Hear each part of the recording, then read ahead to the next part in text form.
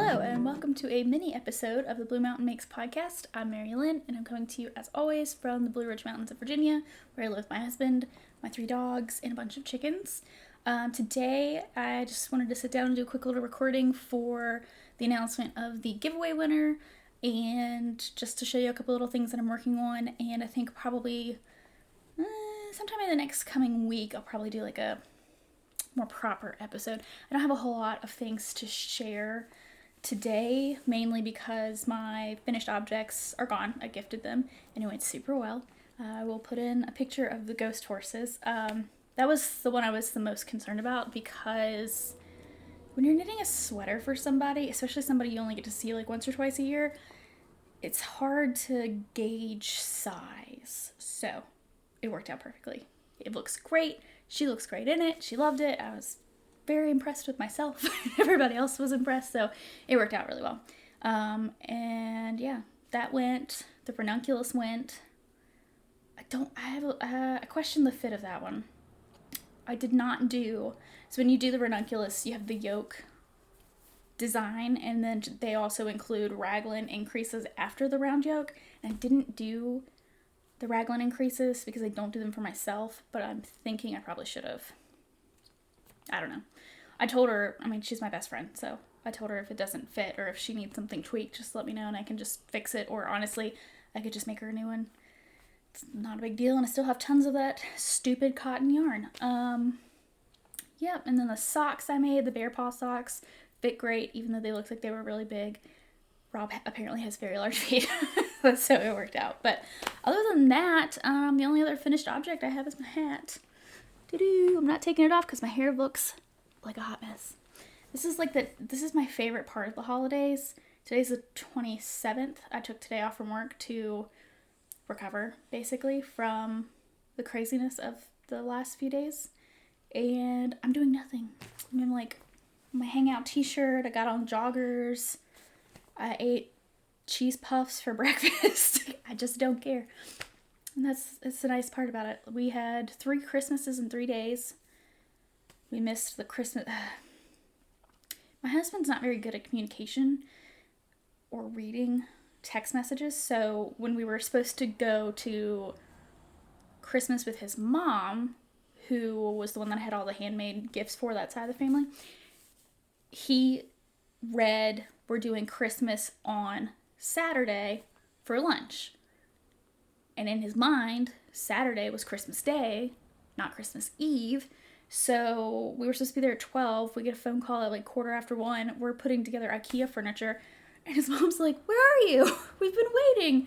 We're like, "What do you mean, where are we? We're at home, where we're supposed to be." And she's like, "No, everybody's here. We've been waiting for like an hour to get, lunch going, and everything's cold now." And I was like, "Oh my gosh." So they're very understanding people, and they also kind of know that Sam doesn't always pay the most attention to stuff. So we were 2 hours late. We just told him to eat without us, and we just grabbed whatever when we got there. I felt really bad, but they were super nice about it. And it was a really nice afternoon. Just got to hang out with everybody and chill. Everybody liked their gifts, so that was great. And then we did Christmas with my family on Christmas Day, and that was fun. We didn't do any handmade stuff for them. They're not really super into that. And then yesterday was our final one, and that was with my husband's extended family on his dad's side, so that was insane. Like, my family Christmas is 5 people. My parents, me and my husband, and my sister. That's it. It's very quiet, low-key. Oh, his dad's side of the family, there's so many of them. They weren't even all there. And we had like 3 separate tables for people to sit at. So it's his dad's 2 siblings, their kids, and now their kids' kids.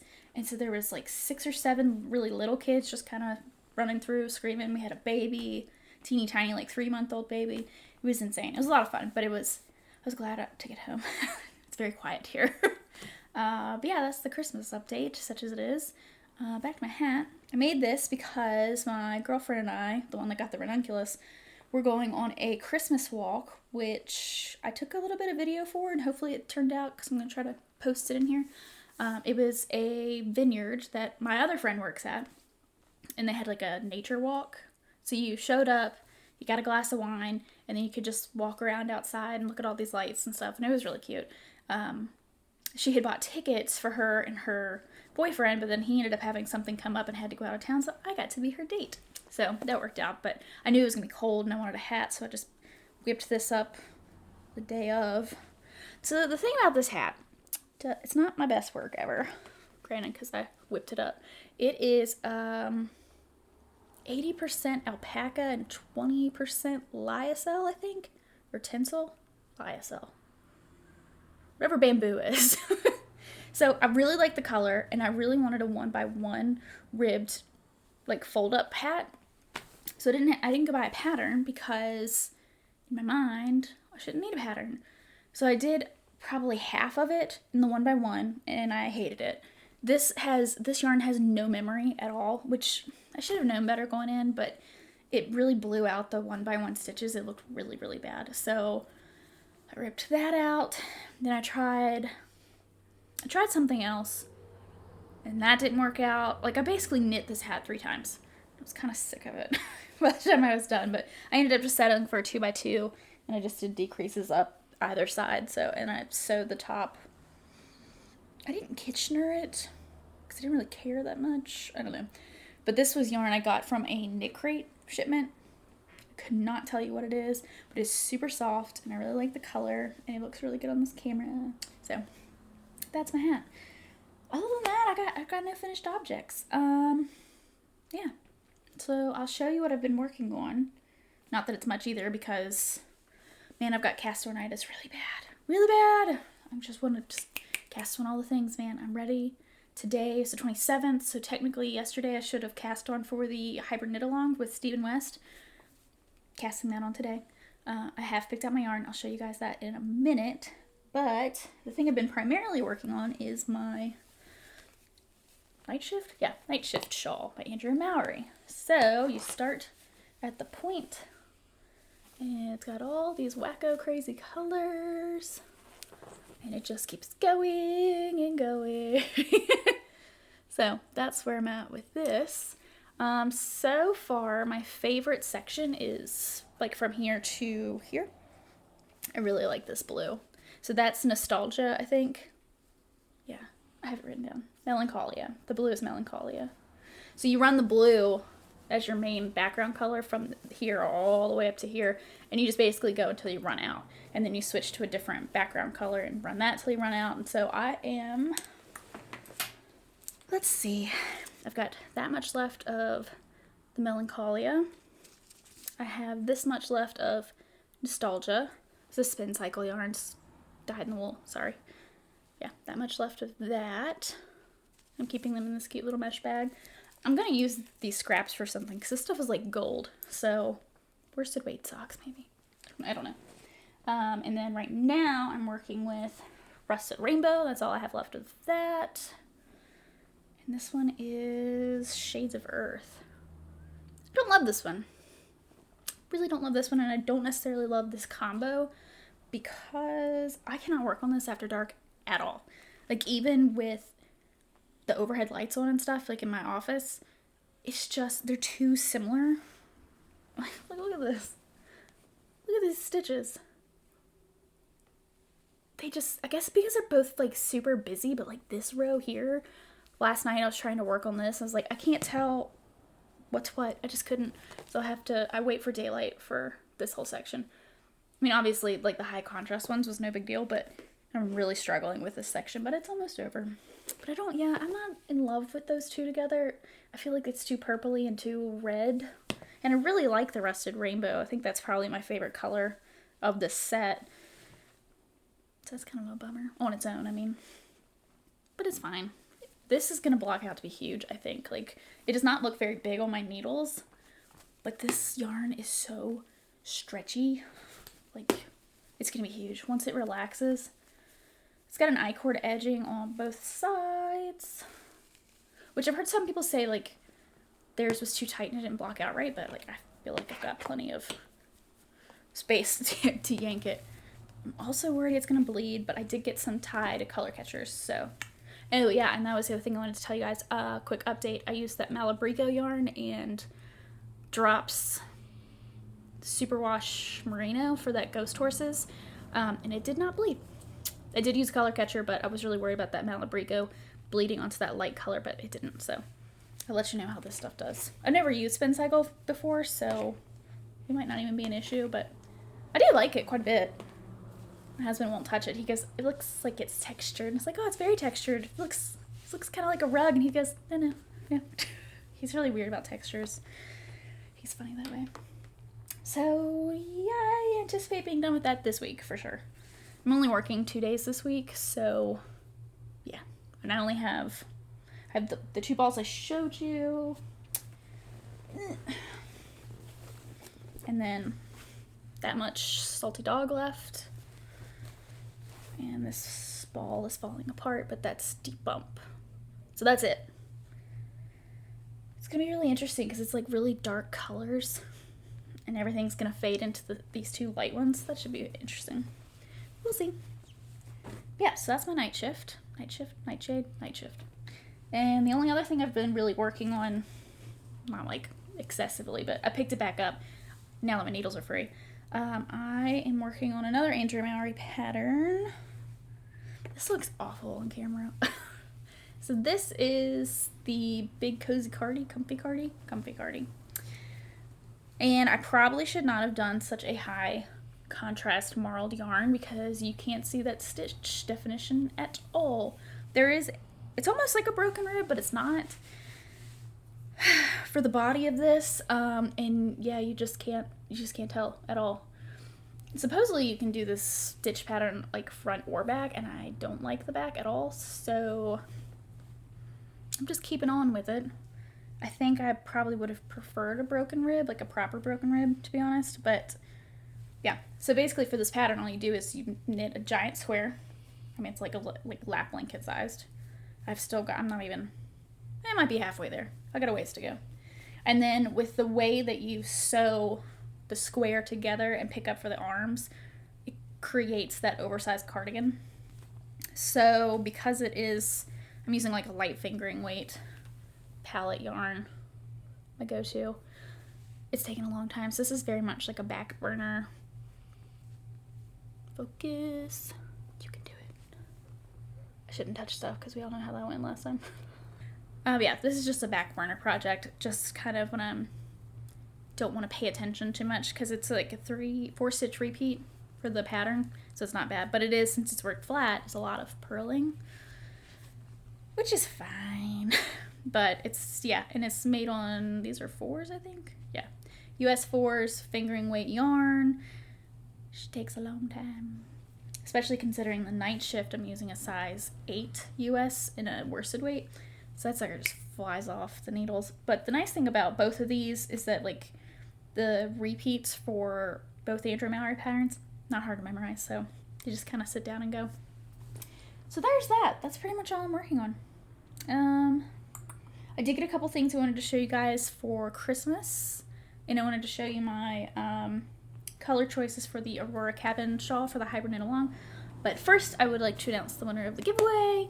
Thank you to everybody that participated. It was a lot of comments. It was really nice to be able to talk to people and kind of hear everybody's take on the holiday knitting. Guys, it's just nice to know that there are people out there that understand, like, we put a lot of work into this stuff, you know, so it's okay for us to be picky about who gets our hard work, because if they don't appreciate it, then why are we wasting our time and money, right? So anyways, the winner is, I'll pull it up to make sure I don't say it wrong. The winner is Mother of Bears.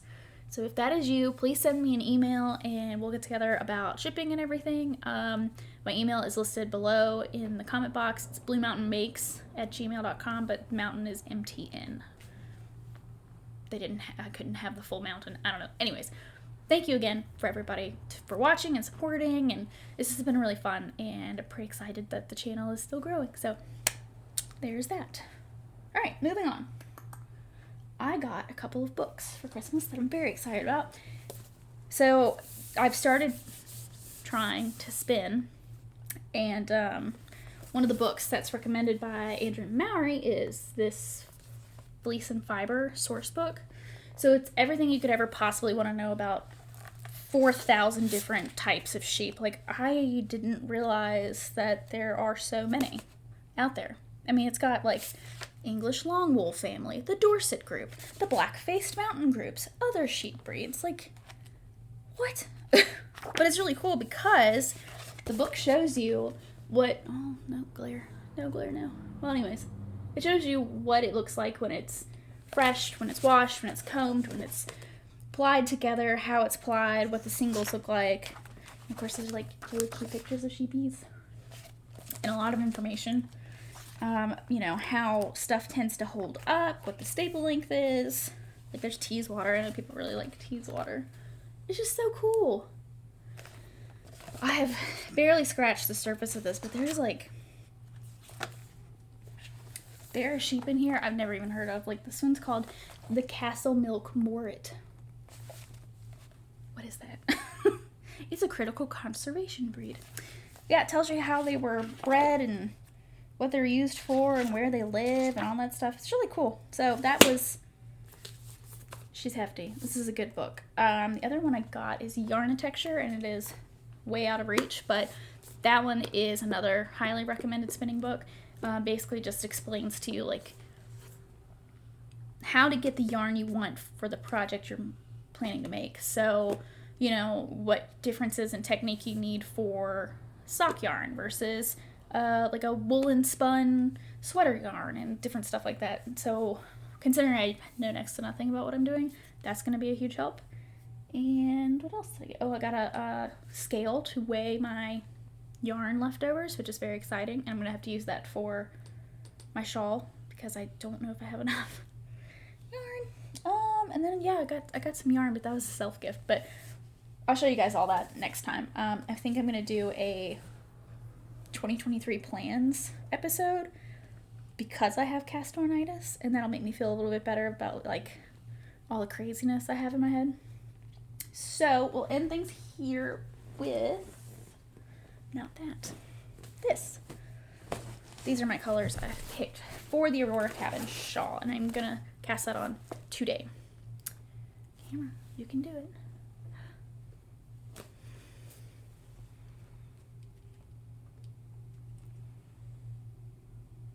There you go. Gracious. So this is in my holiday workout bag, which I think is so funny. My friend gave me this. It's about how I'm feeling right now. So I kind of went a little weird with my color choices. I wanted to do a stash dive. I did not buy any of this for this project. This is all stash yarn. I'm not using this one. Actually, I decided that today. So I've got this Flora left over from my birch pullover. Let me use that. This is Unicorn Solid by Hobby, and I made a colorwork t-shirt out of that over the summer. I've got another Unicorn Solid that is a fresh skein, so I know I have plenty of that. And this is Rowan, Rowan Valley Tweed. Isn't that pretty? It's got kind of like, it's got the gold and the blue in it, so I think that these kind of complement each other in a weird way because of the tweedy neppy bits in that. And then just for as my wild card, I'm going to use the rest of this Malabrigo. So this one I don't think I have enough. This is the leftover from the Ghost Horses. I'm pretty sure I'm going to run out, but I did buy some like dark purple palette. So when I run out of this, I'll just swap in the dark purple. But this one and this one I think sit together maybe. It's gonna be really wild. Like the only toned down color is this one. So we'll see. I don't know if I can hold everybody up together. Not really. But you know, you get the gist of it. Really rich colors. So we'll see. I might hate it. I might rip it out. We'll see. I love that shawl though. I wish that had been the mystery knit along. Oh well, it doesn't matter. I don't think I'm going to do the mystery knit along next year. I'll just wait until the pattern comes out and then decide if I want to jump on that train. And that's okay. Well guys, that is it for me. I'm going to go back to being a couch potato. just very excited about it. I'm gonna watch TV and do absolutely nothing. Yay! Yay! Holidays are over. But yeah, I think that's all for now. I will catch you guys sometime later this week with another little like mini episode. And thanks for stopping by, and I'll see you next time. Bye.